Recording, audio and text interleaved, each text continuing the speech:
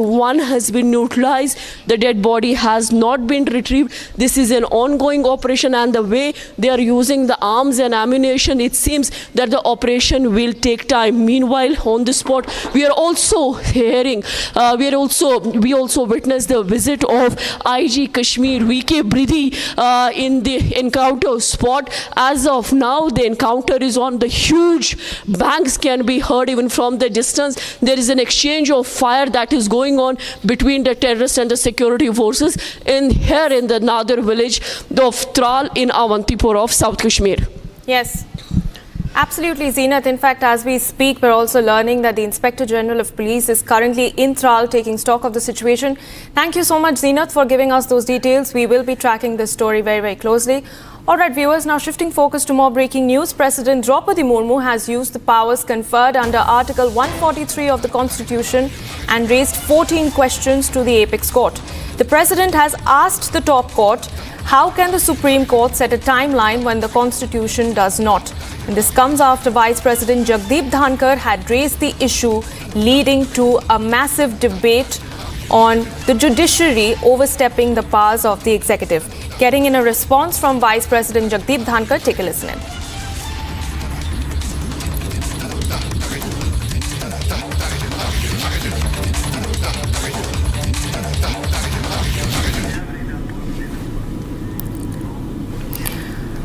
All right, joining me on the phone line is our executive editor, Rhythm Anand Bharadwaj. Rhythm, over to you. The spotlight is back on the question of the judiciary overstepping into executive territory. Rhythm, over to you.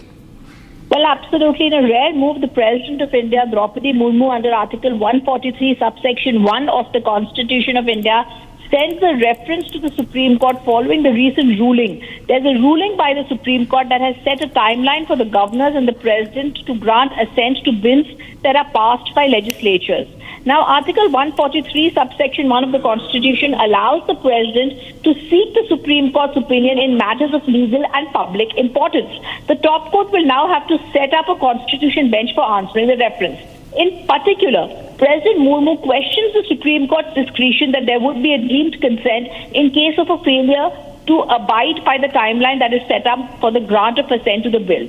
To simplify it for the viewers who are watching us, this is once again what the President is trying to say is judicial overreach. It is not for the judiciary to be interfering in this matter. The concept of deemed assent of the President or the Governor is alien to the constitutional scheme. It's never been heard. So where did it come up in the Supreme Court? This particular judgment for the first time is something that the President is questioning. Its fundamental circumscribes the powers of the President and the Governor. President Murmu, in a first time ever, sends 14 pointed questions to the Supreme Court for its opinion, while emphasizing that Article 200 and 201 of the Constitution, which govern the process of assent to bills by governors and the President, do not prescribe any deadlines or any specific procedural requirements. So why is the Supreme Court doing so? I'm not going to go into the technical 14 questions at this point of time because they are very well written. They are talking about the Constitution and how the Constitution does not bar any jurisdiction in the Supreme Court. But in a landmark verdict earlier, let me go across to Swapnil, who's patched with us. Swapnil, this is now a case of judicial overreach. We earlier heard the Supreme Court in April prescribe a timeline within which the Governor had to act on bills. But now the President writes to the Supreme Court, questions this timeline that has been set for the governors and the President. Rhythm, I think it's time for the Supreme Court to set up some sort of a deadline, and it has done that earlier in a related case with the Governor. And if the Governor sits on the bill and does not pass his assent, and likewise if the President also does not do that, then there is an executive failure. So when one arm of the parliamentary democracy does not do its job, then the other arm has to take into question and take the duty upon itself. So what the Supreme Court is doing is not overreaching any of the territory of the President or the Governor. It is merely telling them that if you don't do this within a particular period of time and you sit upon it for political reasons, because obviously the Governor sometimes does so, and so does the President. The President could also do that in the future. So then in that sense, if I'm giving some timeline to the Governor, I need to give that timeline to the President as well. So that is exactly what the Supreme Court is doing. I believe, from whatever I know of the Supreme Court, having practiced since the past 3 decades, the Supreme Court has absolutely no interest in treading upon, the territory of the executive or the legislature, as the case may be. That's why we don't have access to the legislature. So if that was the case, if it is considered as a judicial overreach, then it's absolutely sorry. I'm very sorry to say that this is a pathetic state of affairs if the executive thinks that there is a judicial overreach. And somewhere I had heard that somebody had made a comment at a very high level saying that the parliament is supreme. I've never heard of that in my law school, that the parliament was ever supreme in a parliamentary democracy. All the 3 arms are equal, and if at all supremacy has to be given, it has to be given to the judiciary, because that follows the constitution, that interprets the constitution, and that sets the law as per the constitution of India. Okay, that is one way to look at it, Swapnil. There is, of course, another way to look at it, like our Vice President Jagdeep Dhankhar did a short while ago believe this is to be seen as the judicial overreach also. And in fact, I'll go across to what Jagdeep Dhankhar has also said when he spoke about this particular judgment, because I remember it was something we were debating. We were speaking about the Supreme Court and its powers, and the governor, which our Vice President had spoken about at that time, and it was explosive remarks that had been made by the Vice President when he did speak about it. He believed it was judicial overreach. I remember this came on the 18th when he joined the experts with fierce criticism. He believed that the Supreme Court judgment passed by state assemblies and use of extraordinary powers. He said it's a case of judicial overreach, Swapnil. So the Vice President, in fact, became the strongest voice in criticizing the Supreme Court for setting a guideline for the President to clear bills in the use of Article 142. Yes, I had heard Let me also go across to Deshratan Nigam joining us now. Deshratan Nigam, the Vice President, had criticized the Supreme Court's judgment. Today, the President has come out and she has given, in a rare move, and certain questions to the Supreme Court, sent a reference to the Supreme Court following the ruling that had set timelines for the governors and the President. How are you looking at this move now, a rare one, by Draupadi Murmu, the President of India?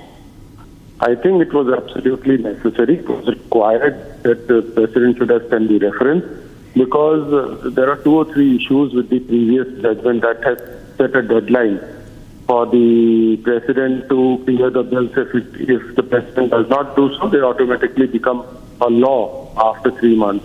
I think that was not the intention of the Parliament. The Constitution gives the pocket veto to the President.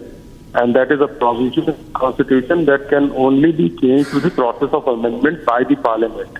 Supreme Court has no authority for amending the Constitution. And this is what effectively the 2-judge bench of Diwala and Justice Oka has done it by fixing a time period out there. They have effectively amended the Constitution, which the judiciary cannot do. And therefore this reference was required. Even the Parliament could have made a law, government could have made the ordinance, setting aside this judgment. That route was also available, but since government does not want probably any confrontation with the judiciary, they have made a reference so that the reference will be dealt by a larger bench. And constitutional questions require a minimum of 5 judges for interpretation of the Constitution. Therefore, I believe this reference will be dealt by 5 judges bench, the Supreme Court, a minimum of 5 judges. Absolutely. And Deshratan Nigam, then the kind of view that is also coming across, like what Swapnil Kothari is also saying, and he continues to be with us, and he says that this is not a judicial overreach. The governors should not be political. How are we to look at that? See, governors have never been supposed to be political. They are friend, philosopher, and guide of the government. And once they take a decision out there, they keep the entire facts and circumstances before it. It might appear to someone outside that it's a political decision, but there are issues. And if there are serious issues, then the matter can be taken to the Supreme Court. There is no doubt about it. And Supreme Court and the High Court, being the courts of record, can certainly, and Constitutional Court both can look into the matter. But you can't change provisions of Constitution by way of, judicial pronouncement. They have effectively taken, in the case of a president, they have taken away that power provided by the Constitution. Even in collegium matter also, the Constitution was a different thing altogether. That power was removed from the executive and taken over by the judiciary. These are the things I think no parliamentary democracy can allow that the judiciary gets into the process of appointment, executive appointment, CBI director appointments, or the election commissioner's appointment. These are not the works of the judiciary. They are the works of the executive, provided by the Constitution and the Act framed therein. So governors' posts are always to a kind of a system which is in best and practice. Any redressal of grievance, we have a system, robust system. But judiciary cannot amend the Constitution, cannot take away the powers of the executive under the Constitution, which have been specifically provided in. And therefore, I believe this reference is well-deserved and rightly timed also. Absolutely. I thank you, Deshrathan Nigam and Swapnil Kothari, for joining us in the story. It's a top focus that will continue tracking through the day.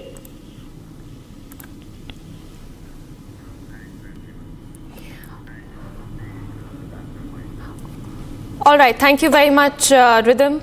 And I'd like to thank all the guests who have joined us this morning as well.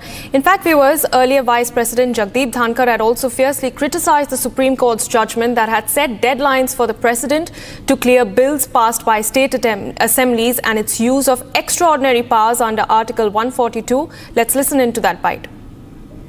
We cannot have a situation where you direct President of India. And on what basis? The only right you have under the Constitution is to interpret the Constitution under Article 145(3). There it has to be 5 judges or more, boys and girls. When Article 145(3) was there, the number of judges in the Supreme Court was 8. 5 out of 8. Now 5 out of 30 and odd. But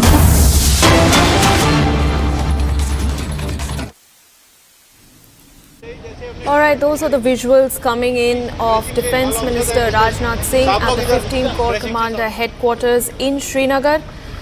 Viewers, he arrived in Srinagar just a while back and he was accompanied by Jammu and Kashmir LG Manoj Sinha, and this is his first visit following the Pahalgam terror attack and in the aftermath of Operation Sindoor. And we understand that the Defence Minister is set to interact, and we are also expecting the Defence Minister to interact with top army officials in a short while from now. Going across to my colleague Zeenath. Zeenath, those are the first visuals of the Defence Minister at the 15th Corps Commander headquarters in Jammu and Kashmir. Tell us more, tell us about his itinerary and what we can expect from this very, very crucial visit, his first visit after Operation Sindoor. This is the first visit of Defence Minister Rajnath Singh in Jammu and Kashmir. This visit follows Pahalgam terror attack and then also the Operation Sindoor, which is still ongoing. Defence Minister Rajnath Singh will be chairing a high security meet at the Badami Bagh 15 Corps headquarters in Srinagar city. It is a military base of the army in Srinagar. He will be chairing a high security review meeting which will be attended by the army commanders and also the intelligence officers and the security officials, top security officials from the different wings. Meanwhile, he is going to review the situation along the line of control in the border belts and the kind of preparations that are undergoing as far as the border bunkers are concerned, because during the escalation of the India-Pakistan recently, the border belt residents have suffered casualties and the injuries, and there was a lot of property damage that was witnessed. With the result, there has been a demand to have more bunkers on the ground. There will also be review regarding the security situation on the ground along the line of control and in the hinterland. This visit is also important because he is going to take from here the important security meet as far as the Amarnath Yatra is concerned, the deployment of the forces is concerned, because where this is the Yatra which will be on the axis of Pahalgam as well as on the Sonmar axis. More on the story, keep watching Republic TV.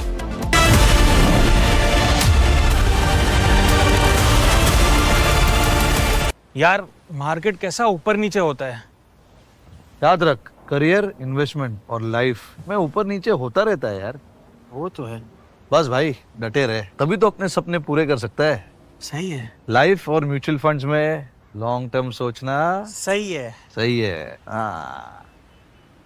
Mutual fund निवेश बाजार जोखिमों के अधीन है। योजना से जुड़े सभी दस्तावेजों को ध्यान से पढ़ें। दादी के हाथों का जादू और खुशबू से महकता घर, माँ की मुस्कुराहट और खाने की सुगंध। MDH गरम मसाला, क्योंकि हर रिश्ता है स्वाद से जुड़ा।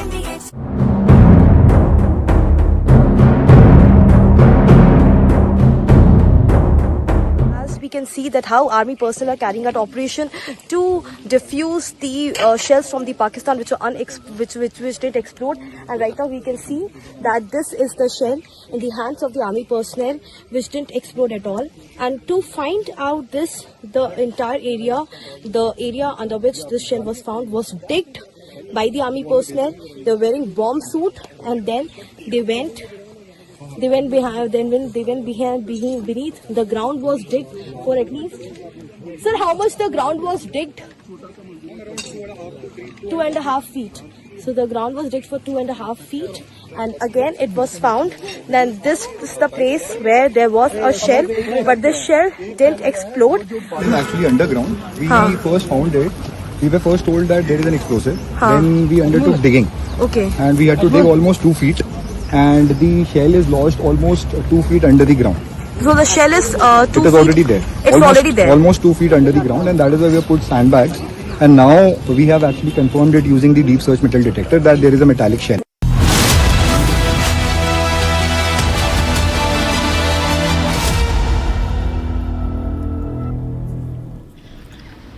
Alright viewers, staying with those visuals of the Defence Minister at the 15 Corps Commanders headquarters in Jammu and Kashmir.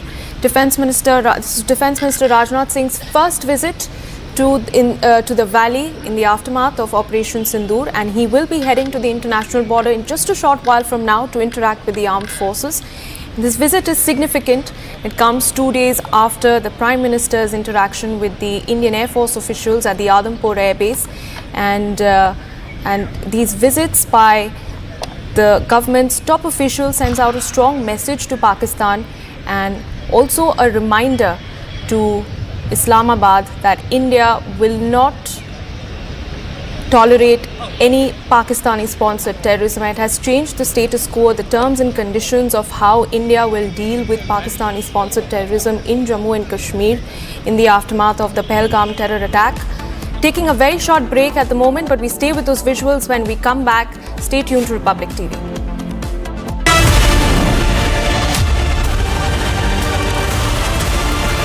ये है सीक्रेट रेसिपी MDH का जीरा सिप जल जीरा मसाला।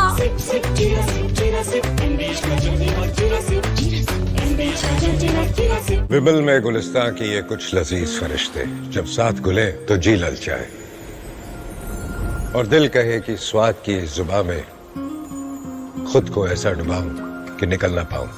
विमल की जुबान कुछ है ही ऐसी, मानते हैं ना? विमल, बोलो जुबान केसरी। अब छोलिया हो या लोबिया, सफेद चने या काले चने, सब कुछ मजेदार बने।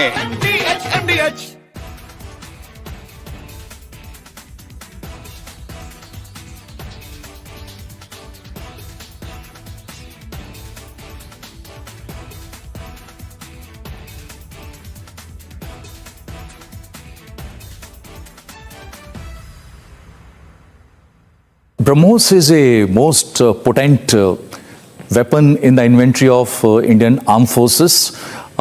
We have made a completely new weapon system, BrahMos, in the 2005 onwards, and this missile is a very, very credible missile. The range of this missile is 300 kilometer plus. The missile can be integrated to warships, land systems, submarine, and fighter aircraft like Sukhoi 30 MKI. And this missile is having a weight of about 2.8 ton.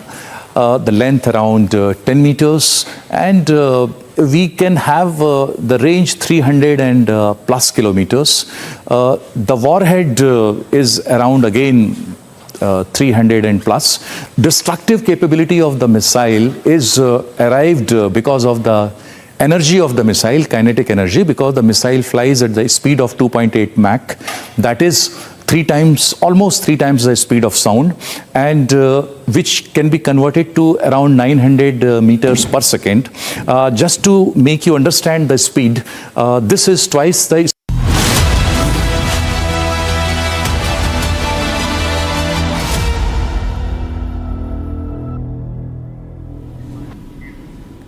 Staying with those visuals, live visuals coming in from Badami Bagh in Jammu and Kashmir.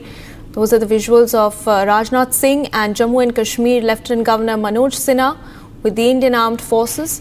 And viewers, this is the first visit of the Defence Minister, as we were saying earlier, in the aftermath of Operation Sindoor, and 2 days after the Prime Minister's visit to the Adampur Air Base, where he interacted with the Indian Armed Forces. And even as a sense of normalcy is returning in Jammu and Kashmir, viewers, the crackdown on terrorism in the valley is continuing. There are multiple operations, search and cordon operations that are underway. For the moment, we slip into a very short break, but on the other side, we will be getting you more details, and the rolling coverage of the Defence Minister's visit to Jammu and Kashmir continues. Stay tuned to Republic TV.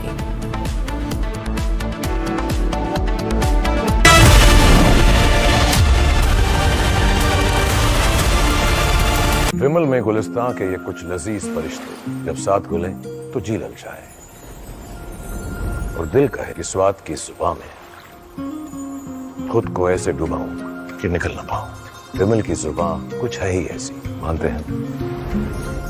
विमल, बोलो जुबान कैसी? MDH की हल्दी मिर्ची धनिया करे कमाल, ये रंग दे, ये खुशबू दे, ये तीखा, ये कम पड़े, क्या निराला MDH masala. The last time around, we had a talk between the DGMOs. DGMO went back to the government. Government said, okay, have a ceasefire. So we said, okay, the government has agreed. Let there be a pause in the firing. Let there be a pause in hostile intrusions across the LC/IB. And that was agreed to. Then the Ministry of External Affairs said, okay, go ahead and do it. They accepted the so-called ceasefire/pause and ops, right? Within half an hour, Pakistan started exactly this pattern of activity. Drones, not very lethal, not very distinct, but they went from Avantipur down to the Ran of Kutch because they think it's a very cozy form of war. Doesn't harm General Asim Munir very much or his generals very much. So good. And I understand in the discussions when it was debated whether we should accept the ceasefire or not, the army, the 3 service chiefs had said, I think if I have understood it correctly, they said we should go on, give more of the same, we should not lose the momentum. So anyway, we tried to do the good thing, by the world and everybody else, and said, okay, we'll have a ceasefire. We'll try it. We've tried it twice. And after our Prime Minister has spoken, they have dared to do this. The intention is that he wants to escalate. If he wishes to escalate, give it to him. Because he was on the... Summer is here. Is your home ready for the heat? Keep your roof cool and your home comfortable all summer with Roof Cool and Seal.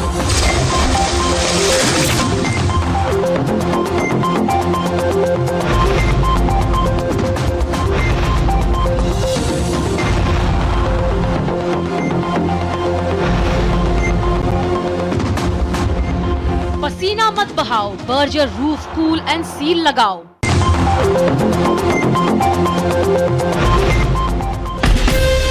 From Asia's largest news headquarters, setting the agenda for Bharat.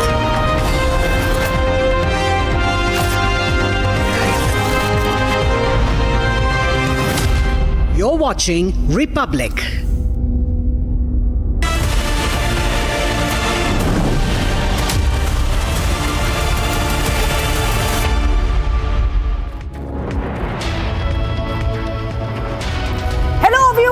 A very, very good afternoon. where we are live and breaking. I'm Shivangi Shukla getting you the latest coming in. Rajnath Singh, Defence Minister, is in Srinagar and he has a very, very intensive plan ahead where he'll be meeting top army officials and also meeting the Jawans on the ground and the troops on the ground. All this and much more coming right up. But as usual, the headlines. Let's get started.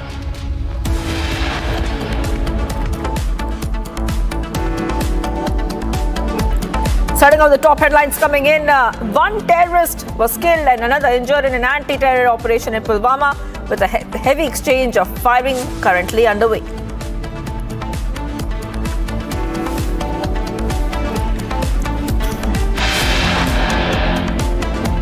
Defence Minister Rajnath Singh visits Srinagar, will interact with Jawans at the international border.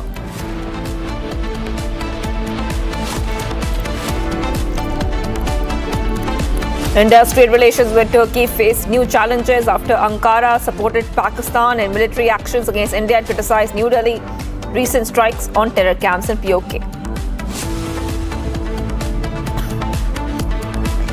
Baluch rebels have intensified attacks against Pakistani forces with 4 military personnel killed in an assault in Mastong. Arnab soars to 77%. Republic is India's #1 choice across all time bands. Thank you, viewers. And Republic is proud to announce a Nationalist Collective initiative, the only global non-political forum for nationalist Indians. Follow us at Nationalist COL for all the updates.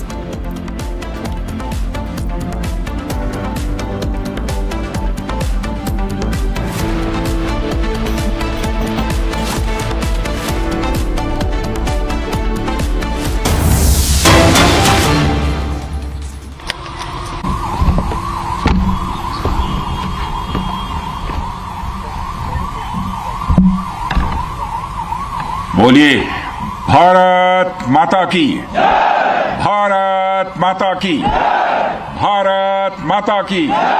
Good.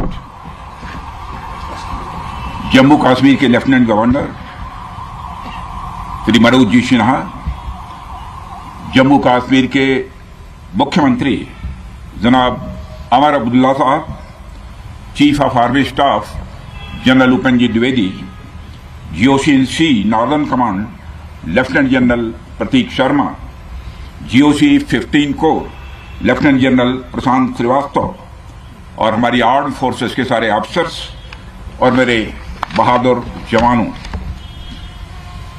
सबसे पहले आतंकवाद और आतंकवादियों से लड़ते हुए हमारे जिन बहादुर जवानों ने अपनी शहादत दी है, उनकी शहादत को मैं नमन करता हूं, उनकी मैं स्मृति को नमन करता हूं।